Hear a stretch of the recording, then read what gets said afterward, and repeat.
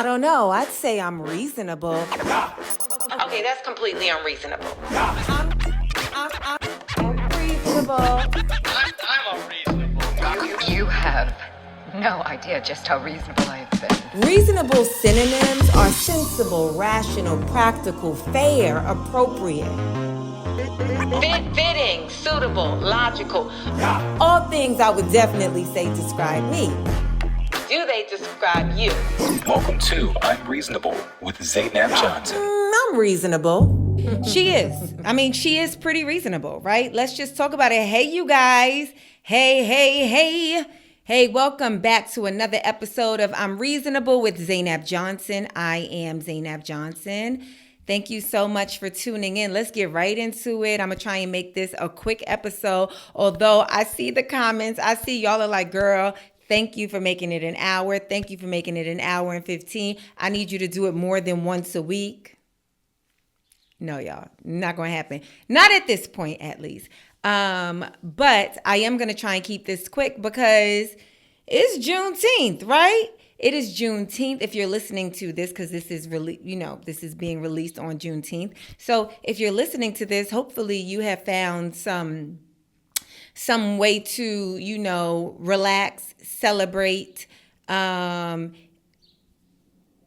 maybe pay something forward, you know what I'm saying? Depending on who you are, you know what I'm saying? Depending on what your life is like, whatever, y'all get it. On a scale from 1 to Titus Andromedon, how reasonable have we been this week, huh?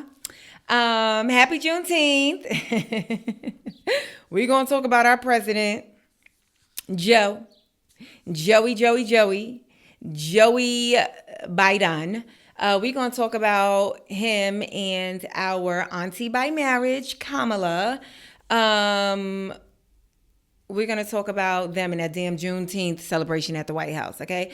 But before we get there, I just want to thank everybody that came out to see me in Nashville, Tennessee at the Lab at Zanies. Thank you so much for coming out and seeing me. And I'm glad that you guys enjoyed it. I hope you guys enjoyed it. Next up, this weekend, I will be in San Francisco. I will be at Cobb's Comedy Club in San Francisco. And it's crazy because people are coming to the show like, hey, girl, I watch you on YouTube. I watch your podcast. I'm watching the clips and I'm at the show. So I appreciate y'all. This weekend, San Francisco, June 21st and 22nd, I will be at Cobb's Comedy Club. One show every night, okay? So get those tickets. The link to the tickets are in the details of this podcast.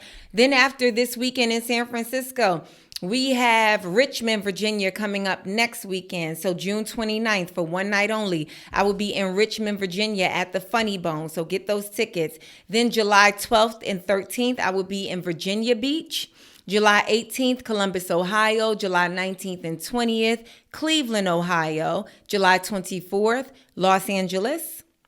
July 31st, East Hampton, New York. August 1st, for one night only, Boston, Massachusetts. August 2nd and 3rd, West Nyack, New York. August 22nd through the 24th. So August 22nd, 23rd, and 24th, I will be in Chicago at Zanies, the downtown location. September 13th and 14th, I will be in Bloomington, Indiana. September 18th, Raleigh, North Carolina. September 19th through the 21st. September 19th, 20th, and 21st, I will be in Washington, D.C. September 27th and 28th, I'll be in St. Paul, Minneapolis. October 17th through the 19th. 17th, 18th, and 19th of October, I will be in Philadelphia. October 25th and 26th, I will be in Detroit, Michigan. November 15th and 16th, I will be in Paris. I believe before that a Netherlands date might be being added. It is not confirmed yet, but I believe it is being worked on. So if you are in the Netherlands, just know I might be coming to you before Paris.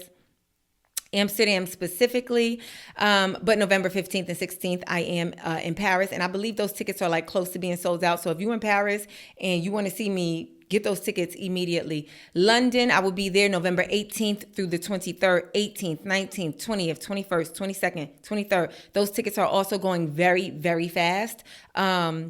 And so make sure you get those tickets. London, November 29th through the 1st of December. I will be in Ontario, California. December 4th, Austin, one night only, Austin, Texas. December 6th through the 8th. So December 6th, 7th, and 8th, I will be in Houston, Texas. All the details for the shows and the link to the tickets are in the details of this podcast. And so just click the link. It'll take you to my website and you'll be able to get those tickets, okay? While I have you, make sure you hit that subscribe button. Go ahead and give me a thumbs up. If by the time you finish this episode, share it with somebody. If you like what you saw or you enjoyed yourself, then go ahead and pass it along. But right now, you could hit that thumbs up and you can hit that subscribe button. Okay? All right. What's up with Z? I hope I don't have pear in my teeth. I've been on pears, you guys, ever since, I would say Ramadan, but it's not just Ramadan. But I spent like half of this past Ramadan in Australia. And one night, the first night I was there, I broke my fast with a pear. I broke my fast with dates. But then after that, I ate a pear. I've been on pears ever since. I've not liked pears. Pear. I like pears. Like, ooh, a pair of shoes. Ooh, a pair of earrings. No, I ain't talking about that pair. I ain't talking about doubles. I'm talking about the fruit, okay? High in fiber. Moment I eat a pear, I'm going right to the bathroom. Healthy poop. Forgive me if that was too much information for you. But if you're feeling like you're stopped up, I saw this video, this guy, like kind of like a Dr. Sebi looking guy, Dr. Sebi type of vibey guy, Looked like he was on an island somewhere. Was like, I don't know where y'all get this pancakes and coffee and bread and potatoes and sausage.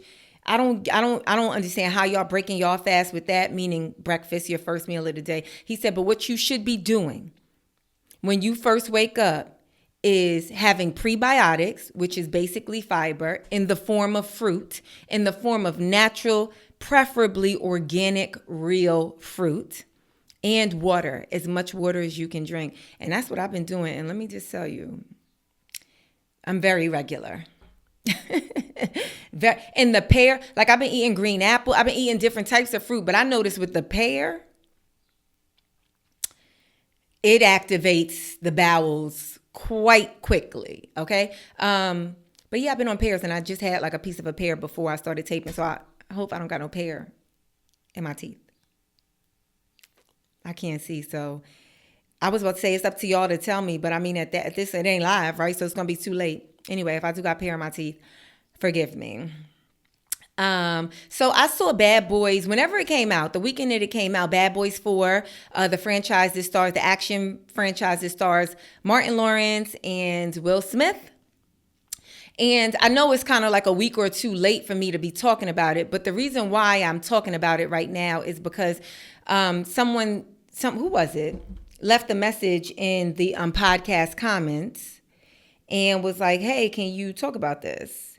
And I did see it.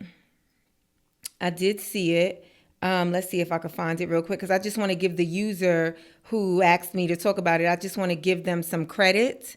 Clearly, I have a lot of...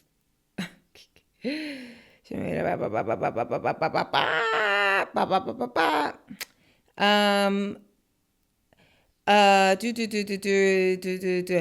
so Footdan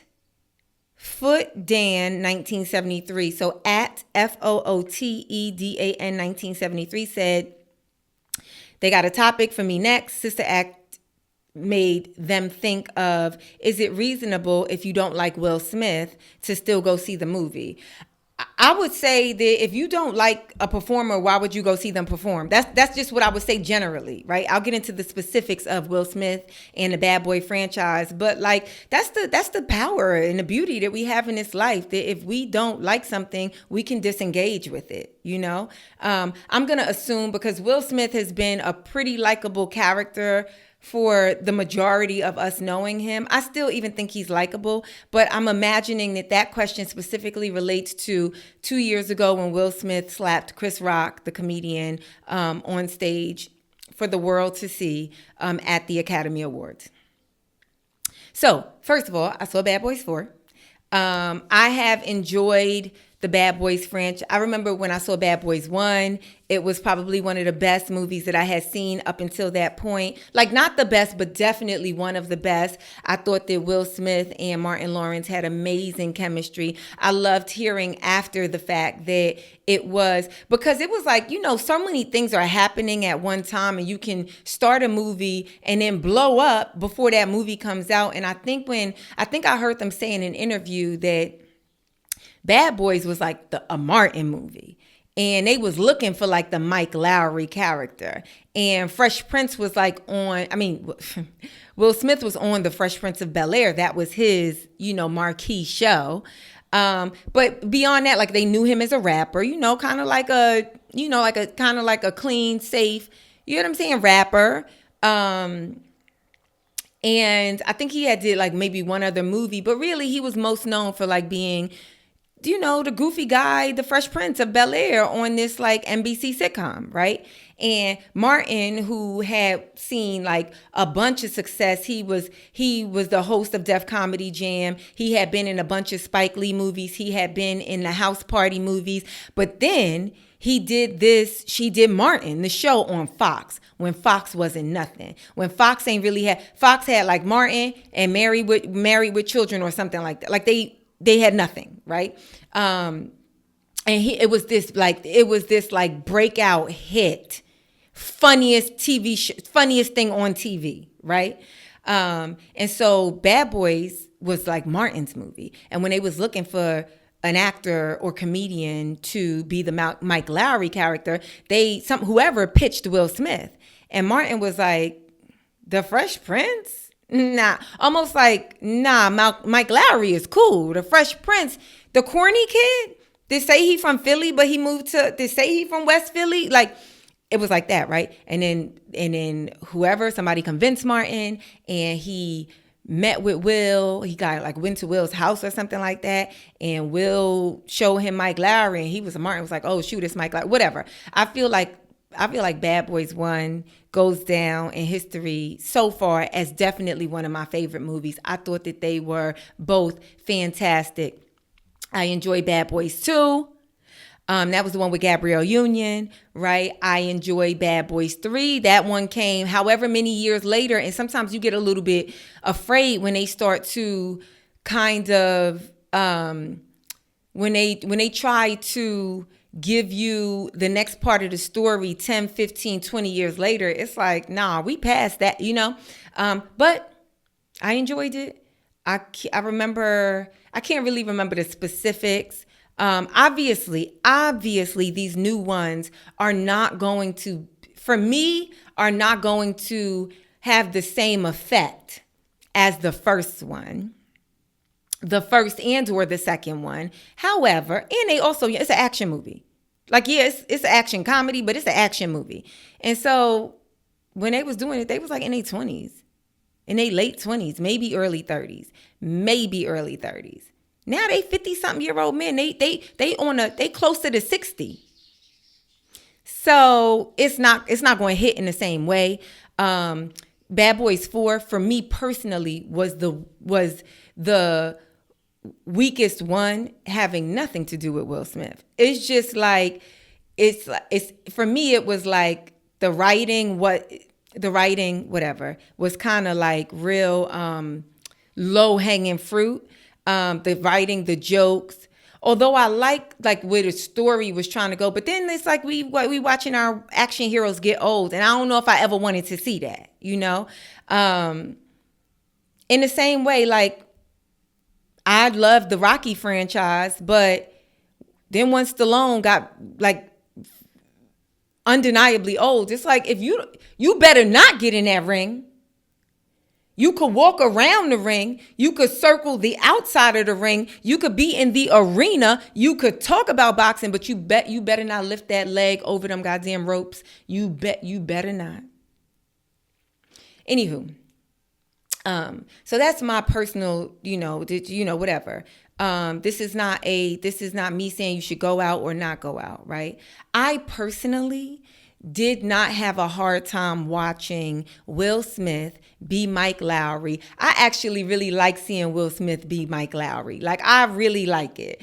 I like that as one of his, you know what I'm saying? Like, and I was going to say in the same way I like Malcolm X. I mean, Denzel being Malcolm X, it is not the same. Anyway, but Mike Lowry is like one of Will Smith's iconic characters to me, you know? But I completely disagree and was quite disappointed when Will Smith smacked Chris Rock. I don't even care that it was at the Oscars. I really don't. If he smacked him, it's just at all of the context, right? I don't think that Chris Rock's joke was terrible. And it wasn't terrible like it was terrible in the world of comedy.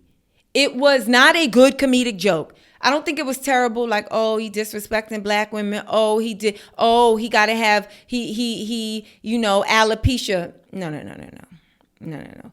There's, just search the internet. There's much more offensive comedy. That's what I mean by bad. I don't think that it was offensive at all.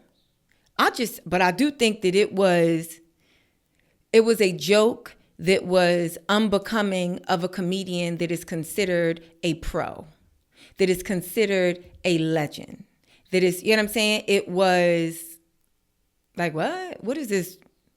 What is this low-hanging fruit 101? You know? Also, too, sometimes I have a hard time seeing, like, Jada Pinkett is so beautiful. So, I mean, if you followed me you've heard throughout the years, she's distractingly beautiful. I don't care if she say sometimes she has low self-esteem, like that happens, you know what I'm saying? But she's distractingly beautiful. And I personally be feeling like in a room at the Academy Awards, can't nobody touch Jada Pinkett with a 10-foot pole. I mean, she'd be only person that could get close to her. I mean, that is in the same running. She's sitting right next. Remember, Lupita was right there.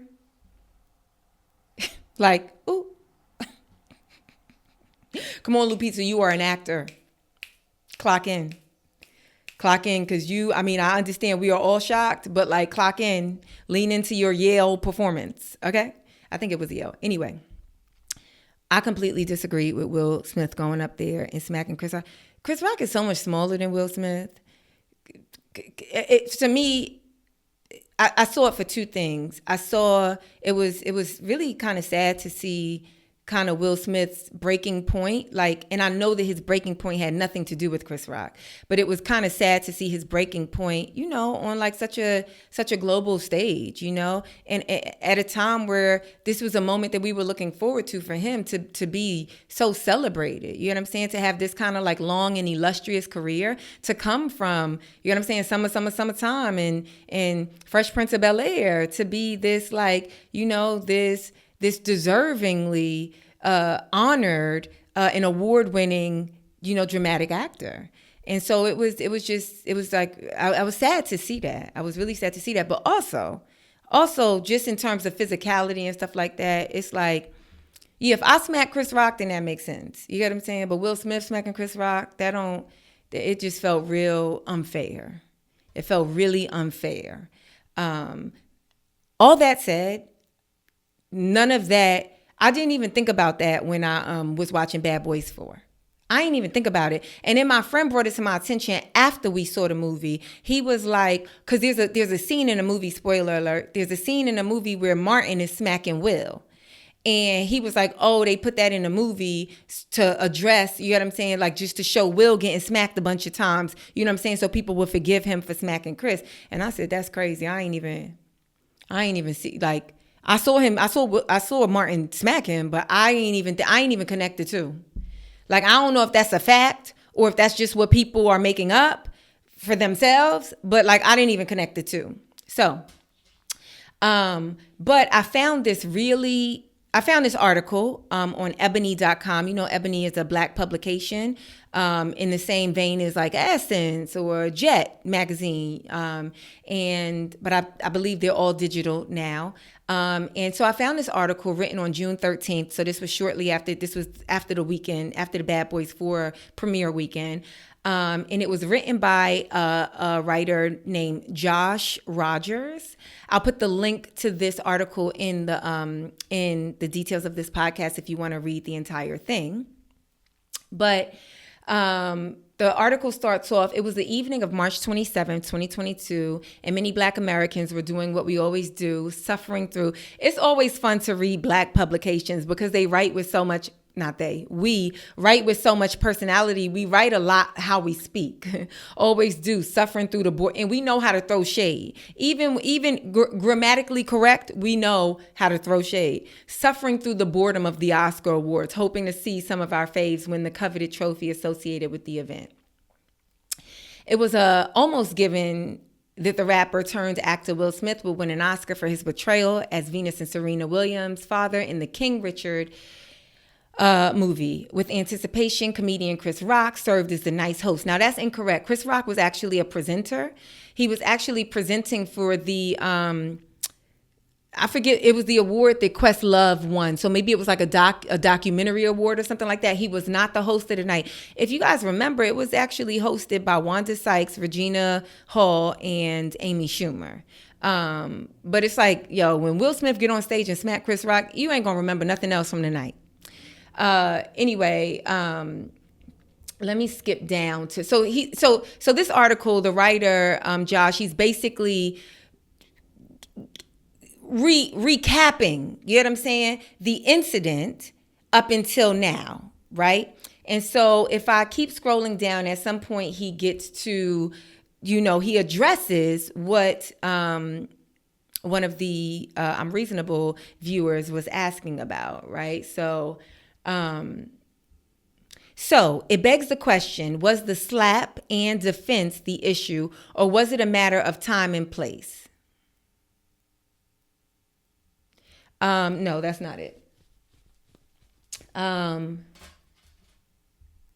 That's not it.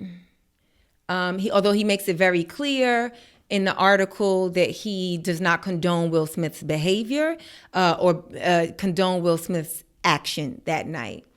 He says it again, I am not excusing Smith, but where was the outrage when Harvey Weinstein was sexually assaulting the people he worked with?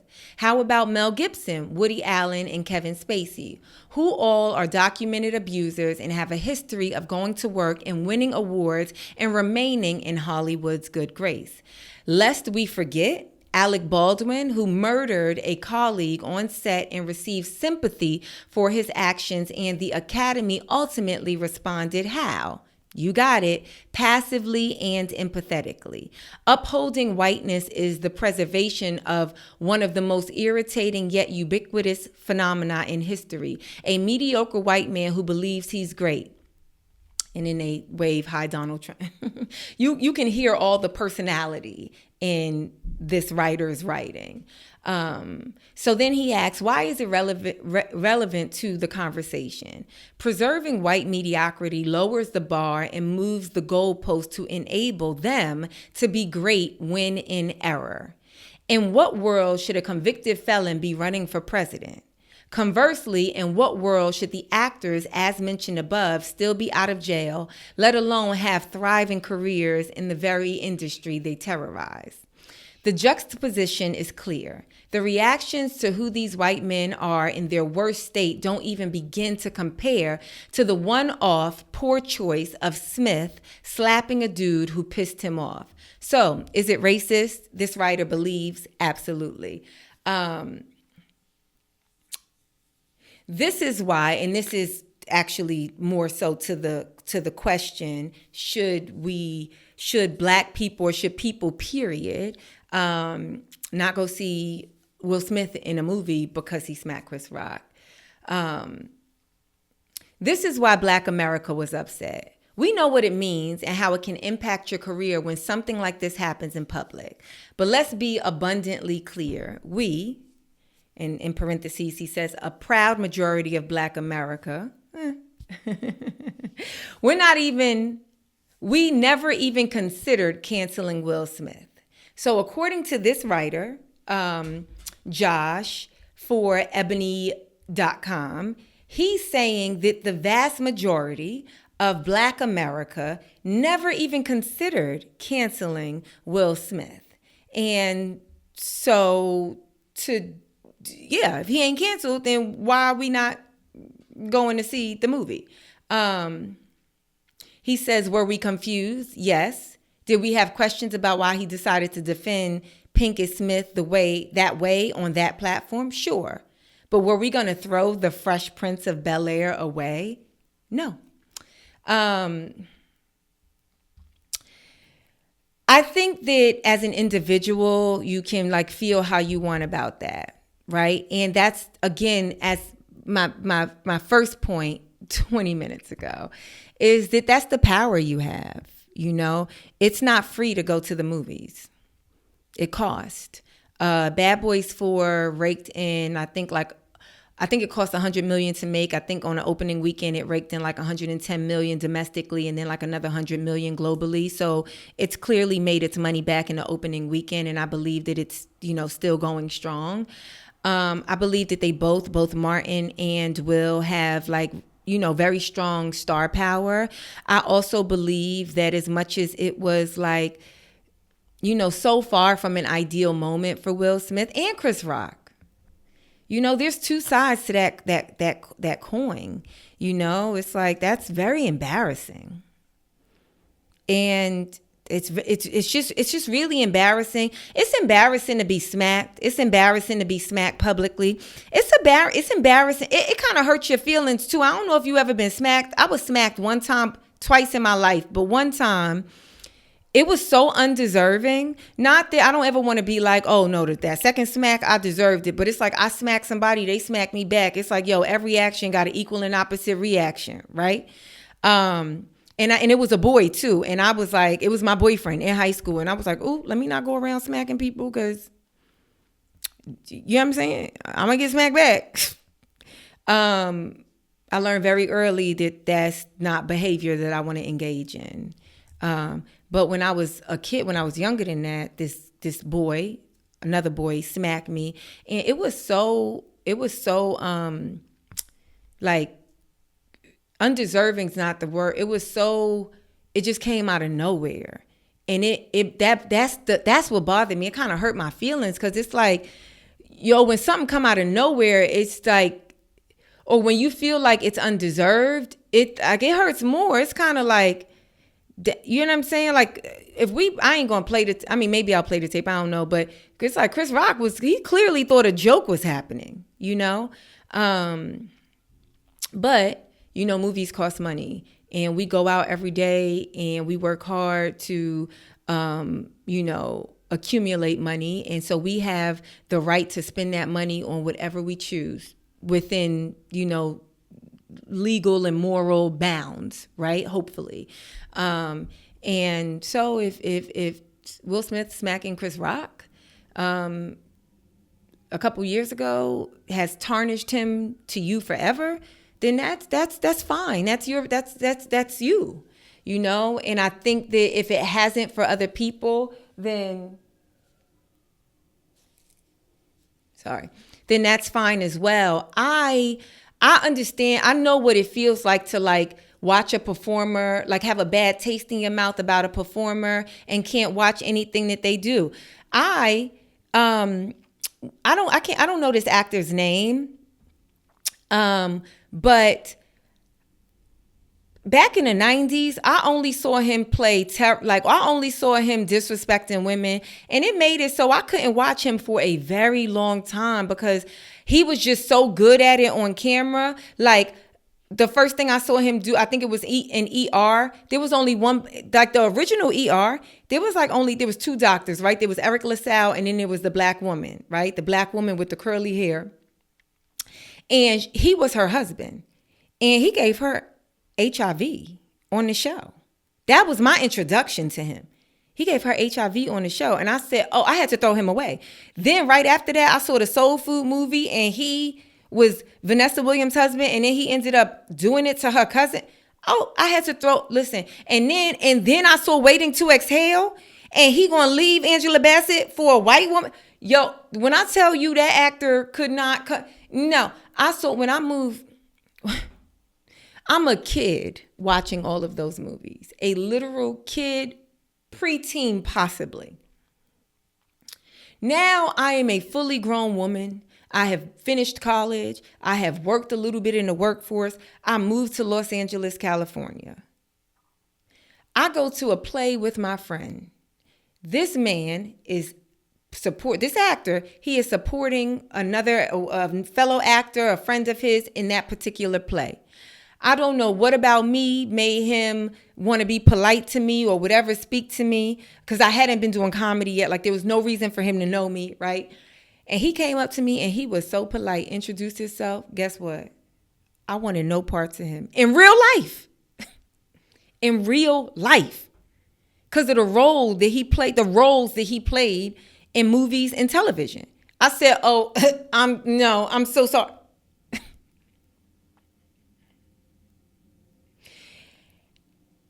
I had to do work to realize that I was being ridiculous. And then I watched him in a show that was like on OWN that I loved, but they canceled it. And he was the father. And I liked his character so much. It took me a second. To like lean into it. But then when I was like, this guy's a good actor. I got to let it go. And so I'm saying like, I'm holding his roles against him. So I understand if somebody actually in real life did something that you can't align with, you know, and therefore you can't really enjoy any of the art that they put out after that.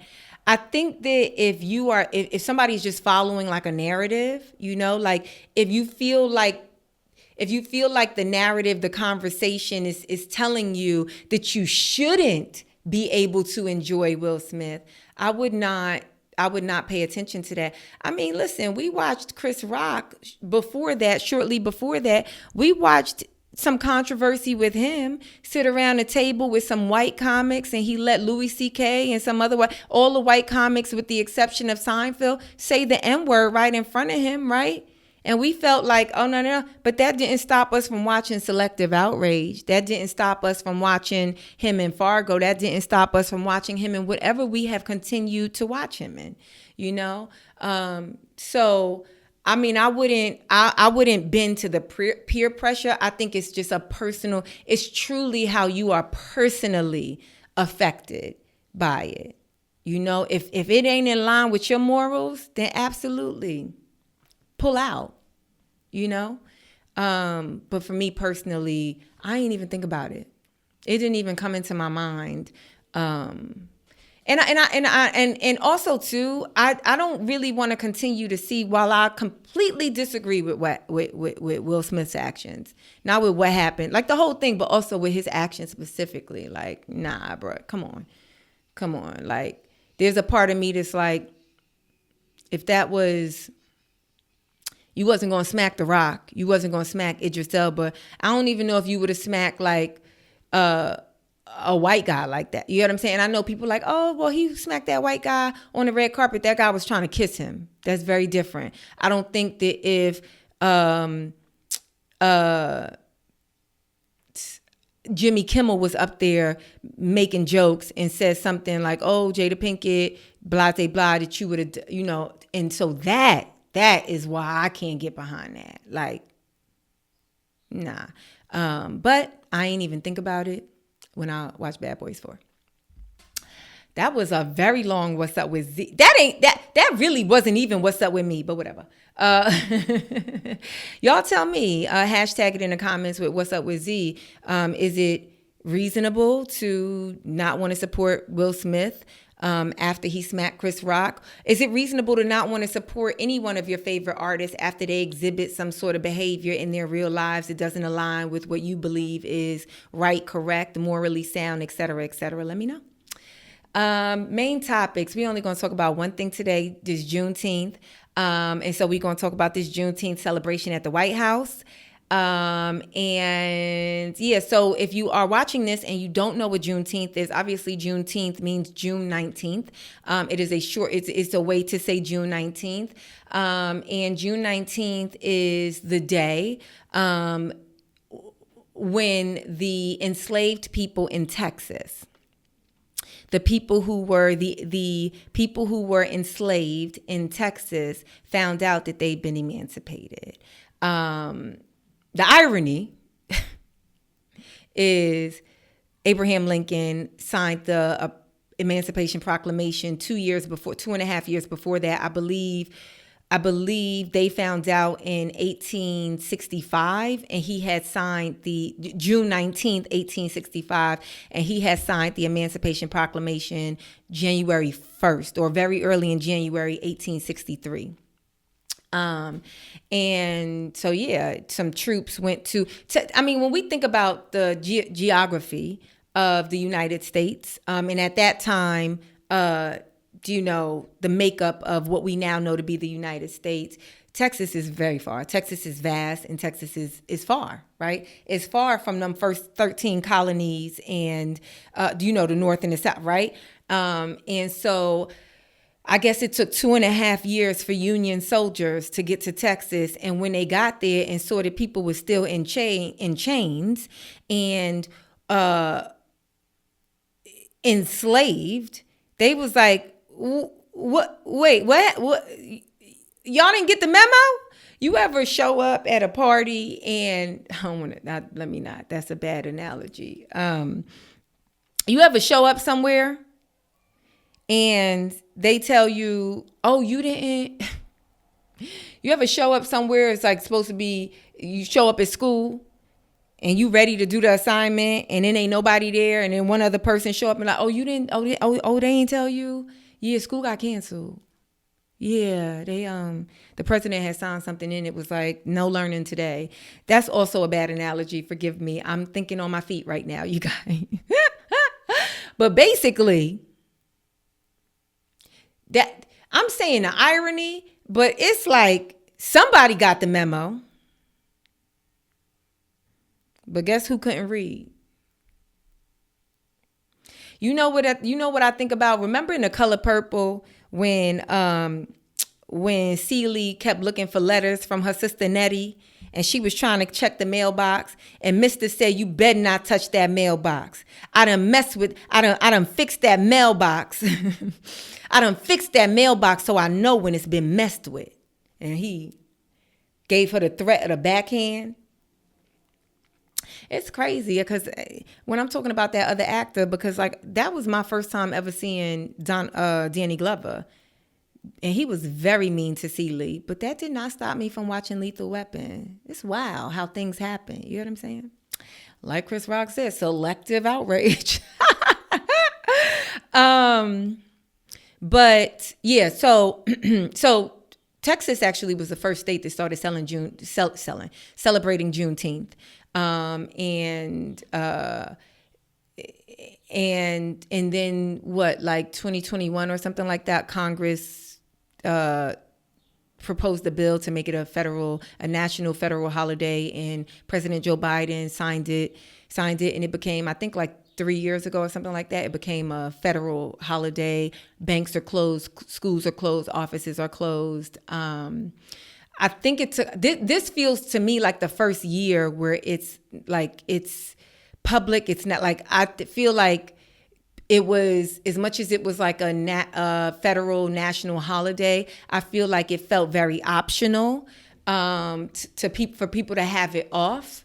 And I think this year it doesn't feel optional. It feels like, nope, this is what's happening. Anyway, they decided to do a Juneteenth celebration at the White House. And it's like a I don't know, 2-hour plus event or whatever. They live streamed it on a bunch of the different news outlets, and Roy Wood Jr. hosted it. That's how it started. Roy Wood Jr.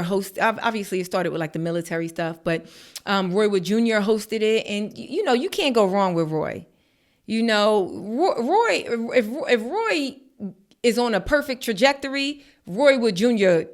could be president of the United States some years from now. You got to, like, realistically, you know, he's smart. He's funny. He is kind of like the everyman. He like, as much as he is smart and funny, he still is able to deliver messages and deliver humor in a very palatable and understanding way. You know, he ain't gonna make, you know, he just like a standard issue. I love Roy Wood, so I hope you don't take this the wrong way. But he ain't so fine that you intimidated, but he also ain't unattractive, but you like, nah, we ain't gonna be able to look at him for, you know what I'm saying? Like, he just a good guy. Anyway, he hosted, and I imagine, first of all, I imagine it is a nice payday. I too would have hosted. If next year they'd like Zainab Johnson to host the Juneteenth, the pander parade at the White House, the panderation, not the celebration, but the panderation. Y'all see what I did? Remember when Mary J was like, hateration? The panderation at the White House, I would accept. But Roy did a good job. Then our vice president, Kamala Harris. Is that a bird in my backyard? Kamala Harris, she talked for a while, and she ain't really say nothing that, you know what I'm saying? And that's no shade to her. It's just like, we can all, I think it's known and agreed that effective messaging is not what the Democrats know how to do. And specifically not with this administration. I believe that Obama's administration, they knew how to do effective messaging. And I know that Biden's administration tries to be like a, you know what I'm saying? Like, you know, right? We the cousins. So it's the same. Like, it's all the same family. So it's this, no. They don't know how to do effective messaging at all. And then the part that went viral. This is the part of the entire 2+ hour celebration that was, you know, live streamed. The part that went viral was our president seeming like he didn't know what was going on, where he was at, kind of like in a stupor state. Really not looking like he is capable of running a very powerful nation. So here, let's just watch from the beginning, right? So the performer on stage, I believe, is Kirk Franklin, who is a gospel artist.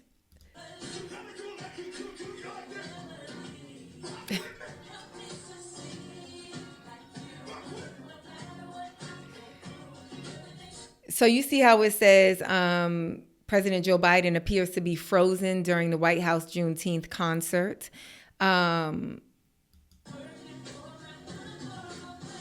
You see in this picture, though, it's so strategic. That's why I called it the panderation.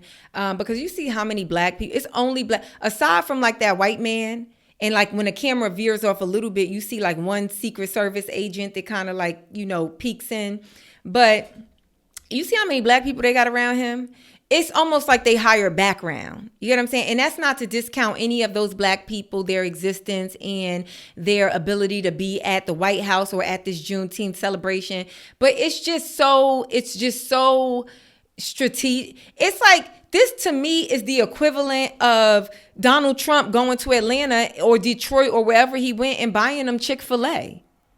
You know what I'm saying? It's the same. It's just that it's like y'all trying to pretend like it's not.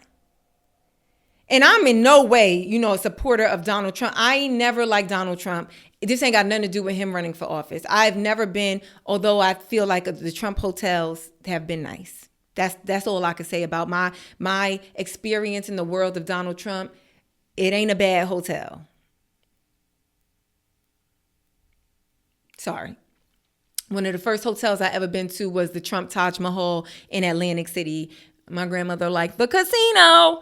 And me and my little sister and brother, we snuck out and walked on the boardwalk. Cause she's like, what you expect us to just stay in a room the whole time and you just down in the, I went, down to the casino floor to tell her like, we bored. We need stuff to do. We kids. And they didn't even let, it's the casino. They don't let you on if you a kid. You got to be a certain age. And so I was like, all right, y'all want to go to the boardwalk? And I had one of my siblings on my back and the other one holding their hand. And we just was walking on kids in Atlantic City, wild. Like what? Oh, thank Allah we're okay. But it's just like, come on, we know that we know that you strategically have this camera view and all these black people around him. I mean, Jill ain't even in where's Jill? Where's his wife?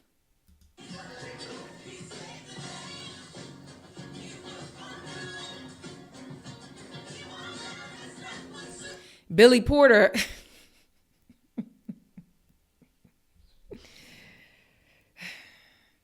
Billy Porter, okay, you see the camera panned out and you see another Secret Service, but we see one or two white people. Billy Porter, right out in front, looking like somebody auntie at the cookout.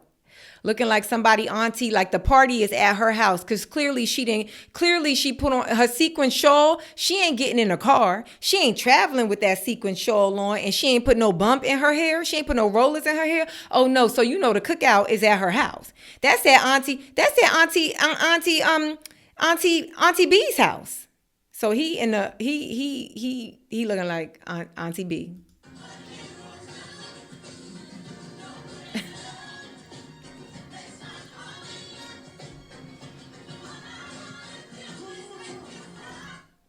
Kamala keeping the beat.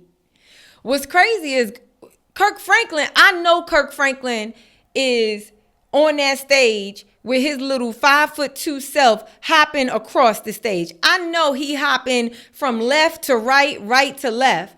And so the fact that they just showing us the crowd and Joe Biden is crazy. Y'all need to be showing us a little bit of Kirk Franklin because I know he up there sweating under whatever custom tailored suit he got on.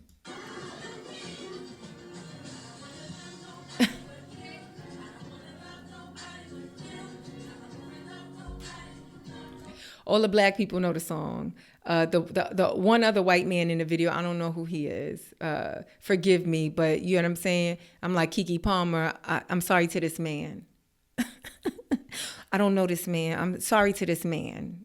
I have no idea who that man is. If he, you know what I'm saying? So, but obviously our president looks crazy. I would like to point out, and this is just like a moment of like empathy. He is 81 years old. He was born in 1942, I believe. 42? I can't do the math right now. He was born in the 1940s. He's in his 80s. That's what every 80-something-year-old is going to look like at a concert, especially at a concert that they ain't usually at, a concert that they ain't never seen before. He looked like Joe Biden has lived through a lot. Joe Biden done lived through civil rights era. Joe Biden done lived through he been around since a lot of people ain't have no legal rights. Now they got him in his old, fragile age, surrounded by a bunch of black strangers, listening to a song he ain't never heard before, watching Kirk Franklin, who we ain't doing no justice because we not showing I got to find a video of Kirk Franklin. Because I know he's probably amazed at how Kirk Franklin probably looking like a little leprechaun up there because Kirk Franklin is only about 5'1", and all the plastic surgery he got on his face and probably the way he got his, Beijing laying down on his head. That's no shade to Kirk Franklin. But these are facts. Joe Biden probably he trying to make sense of it. And yes, the brain ain't functioning that ain't a sharp brain because it's an 80-something-year-old brain. So yeah, he going to look a little bit spaced out. It's a lot of stimuli. It's a lot of unusual, unfamiliar stimuli. And why they would put him in that position, I don't know.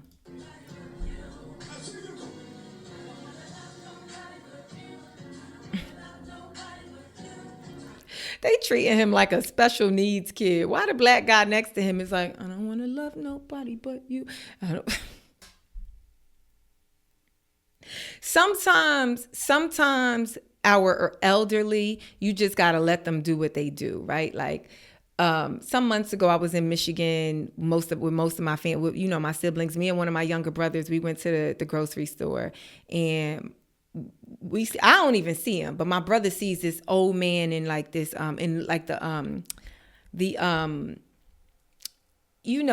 not a wheelchair, but like the motorized motorized wheelchair, right? That they be having at like the shopping at the grocery stores. And he said, yo, that's crazy. That's wild. That guy look like granddad. And so that made me look. And so I look, that is granddad.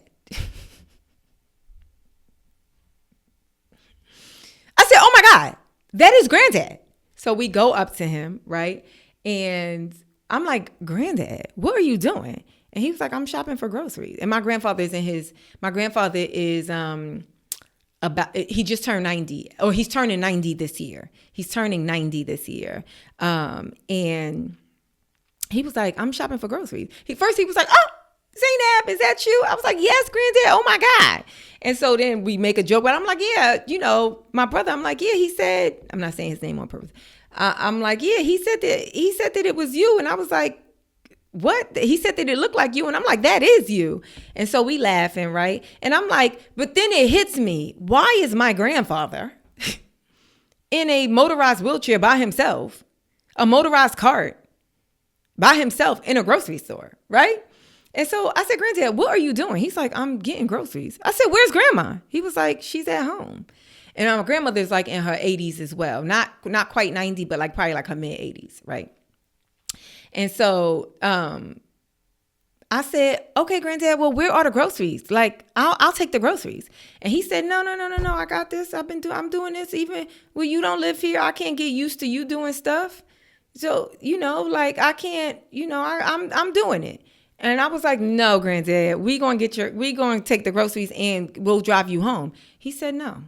He got it all figured out. They got a whole senior citizen van service. They pick you up. You just book the van. They pick you up. They take you to the grocery store. They take you to run your errands. It's the whole thing that I didn't know about because I am not at that point in my life yet. And obviously I don't live in, where my grandparents live. And my mother is not of that age. She's still going and coming and all of that. You know what I'm saying? So I had no knowledge of this. But when I tried to offer help, he was like, no. This is what I do. I'm fine. Leave me alone. And I just left him alone because he's 90, about to be 90. I let him do what he do. I ain't going to force him to do nothing. So the fact that they forced our president to do this is wild.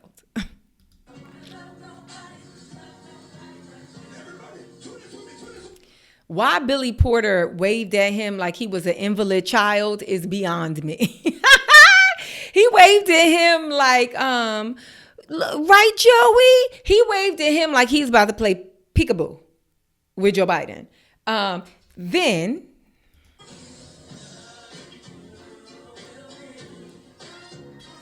Joe Biden looked like, oh my God, is that my night nurse?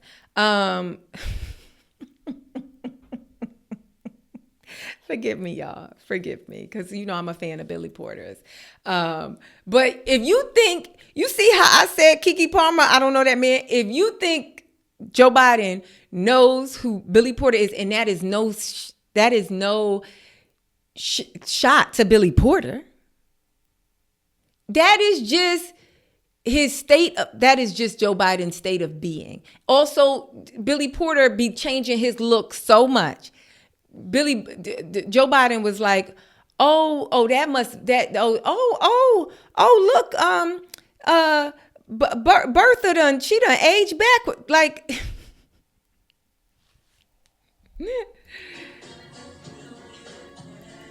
so Billy Porter reaches over and Biden, they shake hands, and then Billy Porter kissed Biden's hand. And I saw a lot of people on TikTok giving Billy Porter a hard time with that. I don't think I would have did that. I personally don't think I would have did that, but I think sometimes, like, I'm trying to, like, show up with grace, right? Like, being reasonable. I think it's really easy to, like, criticize people. It's really easy to be like, look at this nigga making us look bad. Like, it's really easy to, like, do that. But I mean, the whole point of this podcast is to always be, like, asking, could we have exercised just a little bit more reason, right? I feel like, you see how Billy Porter, he put his hands through his hair. I think after the moment he realized, damn, I probably shouldn't have did that. I probably shouldn't have did that on camera. Not because that's not what I wanted to do, but because of the narrative that will be portrayed when this is seen by the public, right? But I think sometimes, I think it's fine. Like, I think it's fine for Billy Porter to have respect for Joe Biden as a man, if he wants to, as our president, if he wants. I think that's totally fine, And I think that if he's a person that is trying to, like, give love, like, maybe he wanted to, like, because, like, my mom does that to me a lot. My grandfather does that to me a lot. He doesn't kiss my hand like I'm a princess. It's I do that with my nieces and nephews. I do that sometimes with people who are in a more fragile state than I am. It's like, if they give me their hand, I'll hold it to my head and kiss it. It's like, it's affection. I don't think I'd have did that to Joe. I want to confidently say I wouldn't have done that to Joe. But sometimes you don't know, like, you're not thinking in the moment. But I just think that was Billy Porter being affectionate, and he didn't want to cross the man that I don't know and our vice president and go and, like, hug him. And it was just a way for him to, I think, be affectionate. I don't think it was like, I bow down to you and you know what I'm saying? I think it was just simply him being affectionate.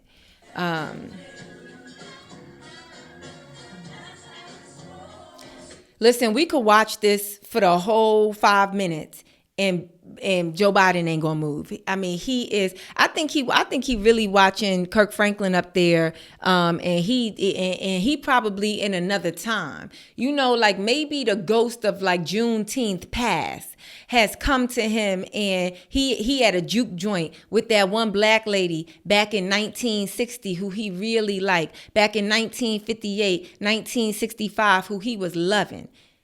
And he took her to the juke joint. She took him to the juke joint, and he had the time of his life. He ain't had a better time since. And he went back home talking about, oh my God, I just love my black girl. I just love her, love her, love her. We went to the juke joint. Oh my God, we got to do all of this. We got to desegregate. We got to do all of this stuff because I'm in love. And then all of them white people who are not pictured here in this video said, listen, if you ever want to be the president of the United States, you're going to have to lead a black girl at that juke joint. I know. We done all loved the black girl. These is the white men. We done all loved the black girl. But if you trying to be vice president or president or the senator or whatever you're trying to be, you trying to go see the world and sell weapons and shit like that, then you're gonna have to go down to that juke joint and tell that beautiful black woman who you ain't never loved nobody more. You're gonna have to tell her this is the end. And so he probably stuck in that moment. He watching Kirk Franklin, but just remembering a time like, dang, that was the best time of my life.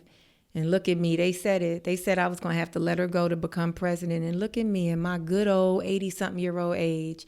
I'm president. I don't know who these people are behind me. But I am president. And there is a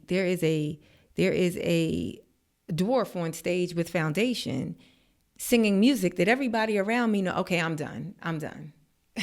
Here's what I'll say about Juneteenth and the panderation. it is quite clear how we are supposed to, as a country, as a world, celebrate certain holidays. It's very clear that when Christmas time comes, you put up a tree, you exchange gifts, you give gifts, etc. It is very clear that a turkey represents Thanksgiving. It is very clear that bunnies and chocolate and all of that stuff represent Easter. It is very clear that fireworks represent July 4th, right? Juneteenth is very new.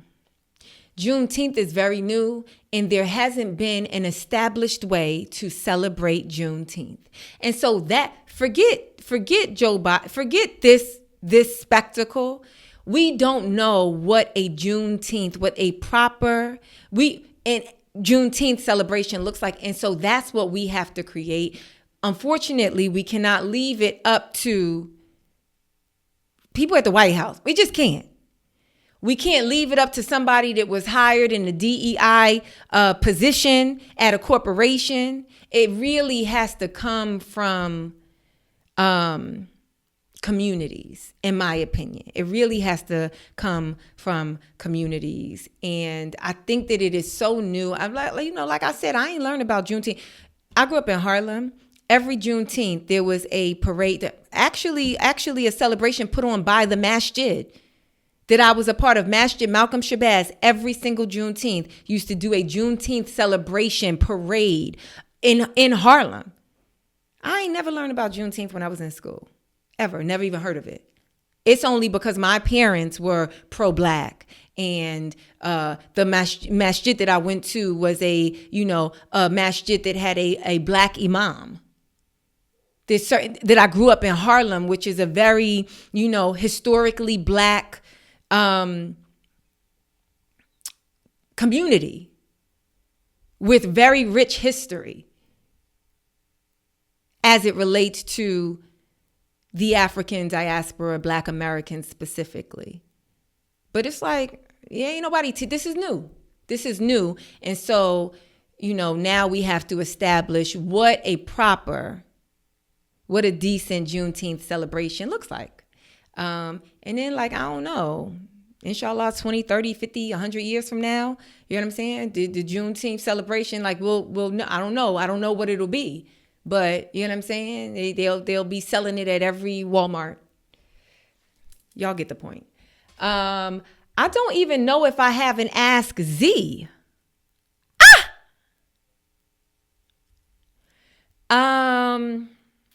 Somebody did send me an Ask Z. It's so long, though. I cannot do it this week. It's so long. It's so long that when I screenshot it, I couldn't even get it in one screenshot.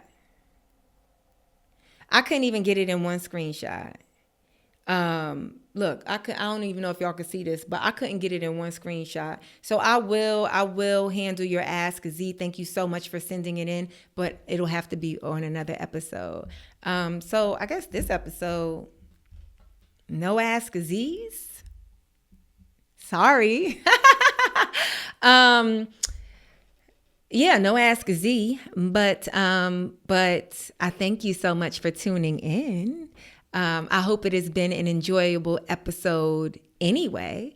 And yeah, I'll see you guys next week. Thanks for watching. This is I'm Reasonable with Zainab Johnson. I'll see you guys next week. Bye.